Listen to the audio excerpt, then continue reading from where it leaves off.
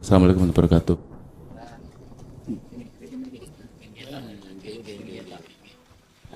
Gus barangkali niki mewakili pertanyaan atine konco-konco. Ngeten Gus, kula wau panjenengan terangkan perkawis hati perkawis niat. Terus padahal untuk sampai ke Allah usul artinya sampai ke Allah. Setiap orang yang menempuh jalan thoriqoh berarti artinya hatinya ingin sekali untuk sampai kepada Allah. Tetapi ketika kita ingin melaksanakan kholwat, zikir sendirian di dalam kamar, lantas niat apa yang harus kita tanam di dalam hati? Sementara jenengan dawuh bahkan niat pengen sampai atau niat pengen wusul wae ojo. Artinya ketika kita ingin melakukan kholwat itu, lantas sing ditandur teng jero ati niku napa? Ngoten. Matur suwun. Assalamualaikum warahmatullahi wabarakatuh. Waalaikumsalam warahmatullahi wabarakatuh. Di dalam proses niat kehendak awal berangkat itu boten napa-napa, tidak apa-apa, niat itu ditanamkan. Nanti ada momen tersendiri hal itu harus dilepaskan. Terus dengan cara bagaimana? Niat itu atau kehendak, kekarepan itu harus kita lepaskan dengan cara apa? Kita bisa usul datang Allah. Bapak Ibu, di dalam ajaran syariah dan thariqah itu sengaja memang tidak diajarkan zikir tahap 3 yang kami sebut sebagai sirul asror. Ya. Tidak disebutkan. Karena apa? Karena pelajaran itu hanya diberikan terhadap mereka yang hatinya sudah menerima dinul haq. Artinya ajaran-ajaran di dalam hakikat untuk menuju makrifat pada Allah. Terus dzikir sirul asrar niku dzikir sing ya apa? Yang dijadikan sebagai pembuka dan kunci di dalam maqam musyahadah kerajaan Allah di dalam alam kelanggengan. Begini Pak. Kalau saya maknai, artikan sir itu adalah rahasia. Maksudnya rahasia itu tidak akan diketahui oleh orang lain. Makna murad. Sir itu rahasia. Bahasa thariqah dzikir sir, dzikir yang diucapkan di hati manusia. Berarti orang lain tidak tahu. Di dalam sir itu ada asror. Ada beberapa rahasia maneh. Di dalam rahasia ada rahasia. Ibarat ini Pak. An-nur iku cahaya. Sampai tinggali cahayane lampu. Apa rahasiane cahaya lampu iki? Bukan memadangi lingkungan, bukan. Nek cahayane rupa kuwi, di dalam cahaya itu ada sir lagi. Siji termasuk sing asale gelap jadi terang. Di dalam terang itu ada lagi. Mohon maaf. Mata ini bisa melihat. Jadi bukan cahayanya itu yang dimaksud. Mata bisa melihat sesuatu. Kalau bahasa sederhana di dalam ajaran hakikat nuju makrifat itu gini. dalam ruhmu itu Allah memasang nur, cahaya. Lah cahaya iki disebut cahaya makrifat. Itu datang dikarenakan ruh itu berzikir pada Allah. Lah tujuannya apa? Di dalam nur itu ada hidup. Hidup itu adalah Allah. Jadi yang dimaksud nurun ala nurin, cahaya di dalam cahaya, sir di dalam sir itu adalah nyata. Kelihatan. Di dalam kitab Hikam niku Bapak Ibu ada tahapan syu'arul basiro. Zikir yang sudah panjenengan ati atau lesan jasad ini tidak mengucap nama Allah.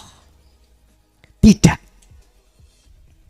Baik lisan maupun hati sudah tidak menyebut nama Allah. Apa? Itulah yang dimaksud syu'arul basiro, merasakan. Merasakan itu apa sih? Hati sampean iki lho sadar. Menyadari bahwasanya sing nyata iku Allah.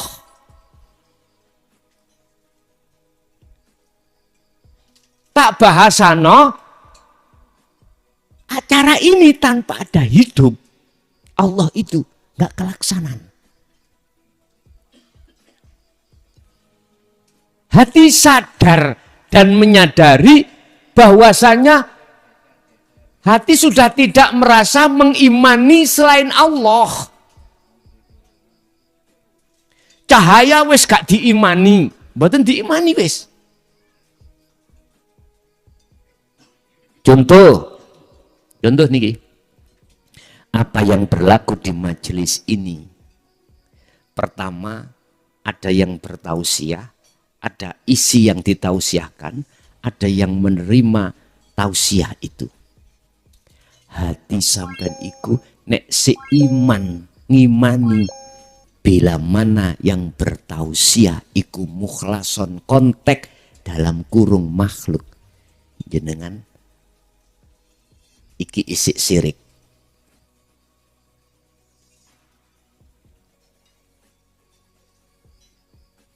Nggih niki sing dadati tidak bisanya sampai pada Allah di situ.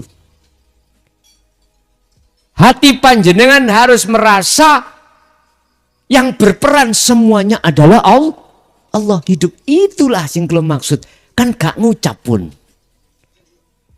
Itu yang disebut sebagai syu'arul basiro. Hati ini wis gak ngimani yen sing gawe sing nyebabno legi iku gula. Hati wis gak ngimani si A iku iso aweh manfaat, iso nekakno mudarat. Hati sudah mengimani merasa sadar diri. Semuanya yang berperan itu hanyalah hidup. Baru itu disebut rasa.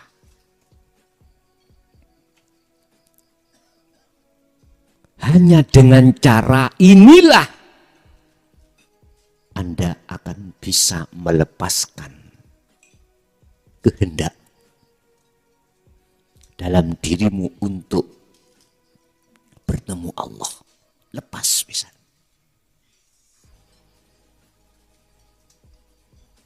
Saya makhluk sudah tidak berperan yang melihat, mendengarkan. Rasa di dalam hati itu, Pak. Dan juga saya sudah tidak merasa bahwasanya yang bertausiah makhluk mukhlason. Sudah tidak ada. Lah, kalau ini sudah ada tanda dalam hati panjenengan, berarti hati jenengan sudah ditaruh Allah di ainul basirah. Apa? Bertemu. Dikatakan bertemu. Tak gambar ngenten. Ini ada korean tak tutupi kopiah. Selama kopiah ini belum tak buka, selama itu tidak akan nyata wujudnya korean. Terus saya kasih tahu sampean, Bapak Ibu hadirin, di dalam kopiah ini ada korean. Anda percaya? Percaya sampean iku disebut iman, iman sing koyok ngono kuwi, iman yang seperti itu bisa saya katakan sebagai syu'arul basirah.